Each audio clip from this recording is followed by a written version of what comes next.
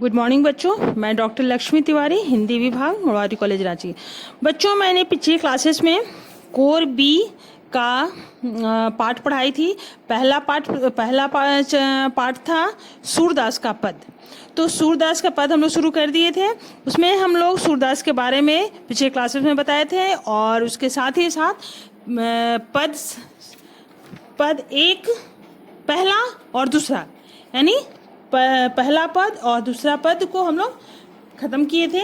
और आज उसके आगे का यानी तीसरा और चौथा पद हम लोग आज पढ़ेंगे। तो जो सूरदास का जो पद है वो भ्रमर गीत से लिया गया है। चारों ही पद, ऐसा नहीं है कि तीसरा और चौथा या पहला या दूसरा, भ्रमर गीत से ही ये चारों पद लिया गया है। इसमें कृष्ण के सखा उद्धव कृष्ण का संदेश लेकर के ब्रज आते हैं और कृष्ण का पत्र गोपियों को देने के क्रम में ही एक भ्रमर वहां आता है और गोपियां उसी भ्रमर को लक्ष्य कर अनेक प्रकार से अपने मन की भावों को अभिव्यक्ति देती है। उद्धव के निर्गुण ब्रह्म के संदेश का उपहास करती हुई गोपियां भ्रमर के माध्यम से श्री कृष्ण के प्रति अपने अनन्य निष्ठा एवं प्रगाढ़ अनुराग का प्रकाशन करती है। तो आज हम लोग यहाँ देखेंगे तीसरा पद का पंक्तियां आप लोग देखेंगे।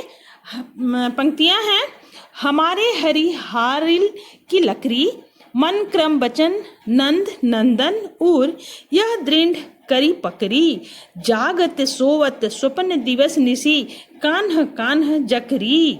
यानी सुनत जोग लागत है ऐसो जियो करे ककरी, सूतो व्याधि हमको ले आए, देखी सुनी न करी, यह तो सूर तिन्ही ले सौंपी, जिनके मन चकरी। तो यहाँ सूरदास इस पद में कहते हैं कि गोपियां कृष्ण में अपने एक तरफा प्रेम को जताती हैं, कृष्ण से एक तरफा प्रेम जताती हैं और उद्धव से कहती हैं कि हे उद्धव, यानी उद्धव को संबोधित करती हुई कहती हैं, हे उद्धव, कृष्ण हमारे लिए हारिल की लकड़ी के समान हैं।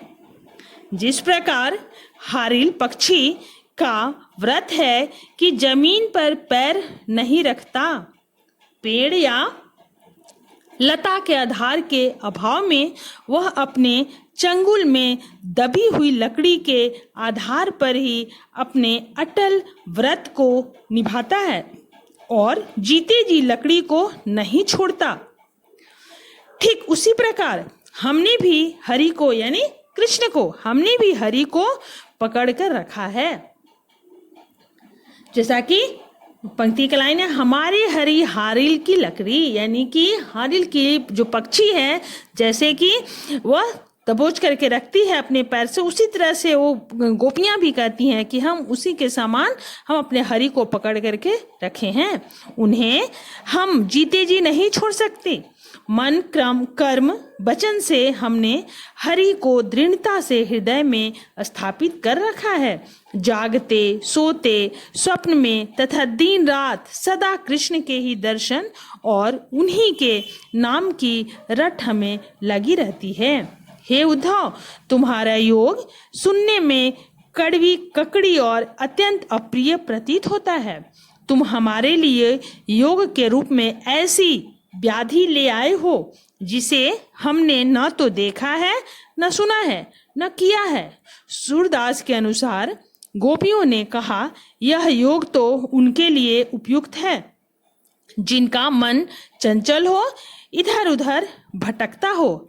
हमारे मन तो पहले ही श्री कृष्ण के प्रति अनुराग में स्थिर हो चुका है, अतः योग का उपदेश की कोई उपयोगिता हमारे लिए नहीं है। हारिल एक प्रकार की चिड़िया है। गोपियां कहती हैं कि उसी चिड़िया के से मेरा अपना एग्जाम्पल देती हैं। हारिल एक प्रकार की चिड़िया है जो अपने चंगुल में छोटी लकड़ी लिए रहती है, यहाँ हारिल की लकड़ी से तात्पर्य ऐसे आधार या आश्रय से है जिसे किसी प्रकार छोड़ा न जा सके। यहाँ कृष्ण की तुलना हारिल की लकड़ी, योग की तुलना कड़वी ककड़ी तथा व्याधि से होने के कारण उपमा अलंकार का प्रयोग हुआ है। पूरे पद में यानी तीसरा पद की जो पूरी पंक्तियां हैं उसमें आक्षेप अलंकार है, यानी कि आक्षेप किया हुआ है। ये पद हमारा समाप्त होता है। अब हम लोग आगे देखेंगे चौथा पद, यानी चौथा पद है। चौथा पद की पंक्तियां हैं, हरि हैं राजनीति पढ़ी आए, समझी बात कहत मधुकर के समाचार सब पाए। लास्ट पंक्तियां हैं, राज धर्म तो यह सूर जो प्रजा न जाहि सताए। इस पद में गोपियां ने कृष्ण पर व्यंग करते हुए उद्धव से कहती हैं। यहाँ वाक् चातुर्य का परिचय स्पष्ट होता है गोपियों का। गोपियां श्री कृष्ण के संदेश पर व्यंग करती हैं। गोपियों के अनुसार श्री कृष्ण ने अब राजनीति का पाठ पढ़ लिया है। मधुकर अर्थात उद्धव द्वारा समाचार पाकर गोपियों की समझ में सारी स्थिति आ गई है। एक तो श्री कृष्ण पहले से ही अत्यंत चतुर थे, अब द्वारिका जाने के पश्चात उन्हें अनेक ऐसे गुरु मिल गए जिन्होंने उन्हें विशेष ग्रंथों की शिक्षा द्वारा कहीं अधिक चतुर बना दिया। उनकी विकसित बुद्धि का प्रमाण इसी से मिल जाता है कि उन्होंने उद्धव द्वारा गोपियों के पास योग का संदेश भेजा है। पहले के वे लोग ही भले थे जो दूसरों के कल्याण हेतु इधर उधर घूमते रहते थे।